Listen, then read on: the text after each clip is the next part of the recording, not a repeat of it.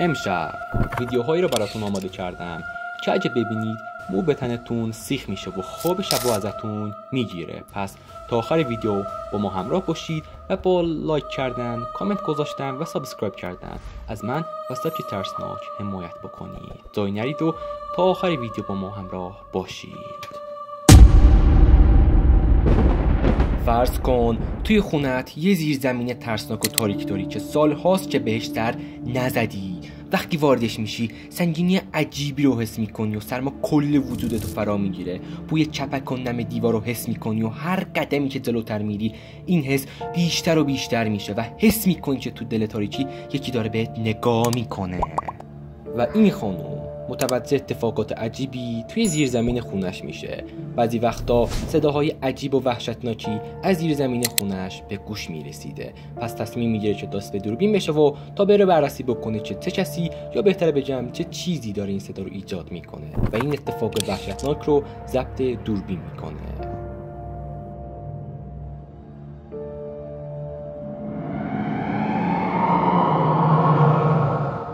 زن موفق میشه که یه چشم کاملا واضح از موجودی رو که داره از شکاف زیرزمین خونش بهش نگاه میکنه رو ضبط دوربین کنه.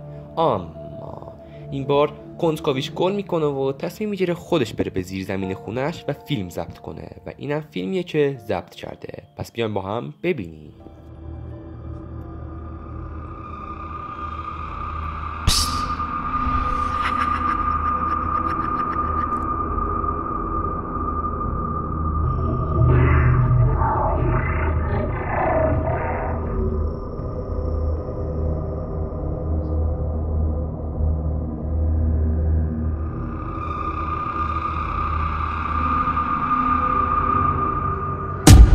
همونطور که دیدید به صورت خیلی مسخره‌ای یه اسکل داشت ایسکاتون رو میگرفت و این فیلم ساختگی بود. اما جدا جدا از دلغک بازی آخرش ما دیدیم که زیر زمین خونه وسایلش کاملا زنگ زده. یعنی اینو نشون میده که سالهاست کسی توی اون نرفته. و به نظرتون اون چشای ترسناک مال چه کسی بودن؟ فرض کنید با تعدادی از دوستاتون تصمیم گرفتید بریم به یه خونه خیلی وحشتناک و نفرین شده تا ازش ولاگ بگیرید. و این جستجوگر هم دقیقاً همین کارو میکنه. یه دوربین ورمیداره و وارد خونه خیلی وحشتناک و ترسناکی میشه و از اون فیلم ضبط میکنه. طبق گفته های این مرد هوای خونه به شدت سرد بود و این غیر طبیعی بود و در این حین ضبط صدای خیلی وحشتناکی میشنوه و بیاین ببینیم چه صدایی بوده.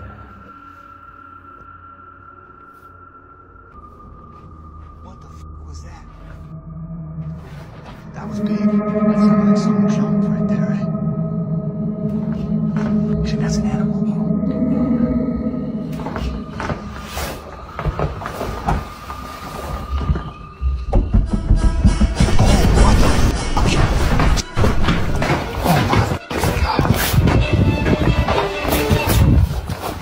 What the f, bro? Did you feel that?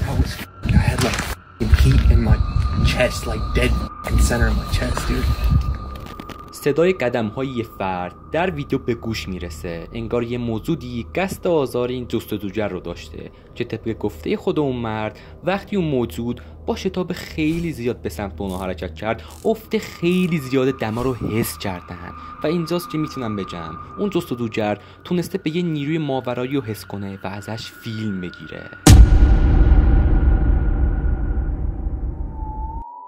دوربین مداربسته‌ای که برای امنیت اون سازه نصب شده یه اتفاق خیلی وحشتناک و ضبط دوربین میکنه که اگه ببینید مو به تنتون سیخ میکنه.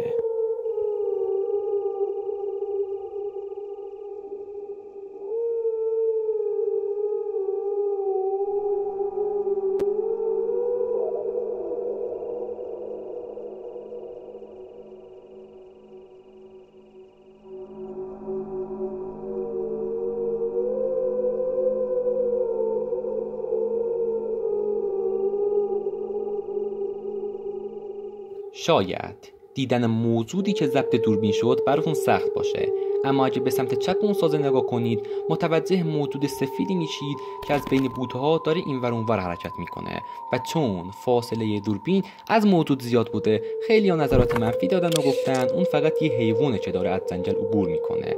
البته خود اون شخص که این ویدیو رو ضبط کرده ادعا داره که اون موجود اسکین واکر بوده. حالا نوبت شماست توی کامنت ها بهم بگید آیا این موجود اسکین واکر بوده یا نه.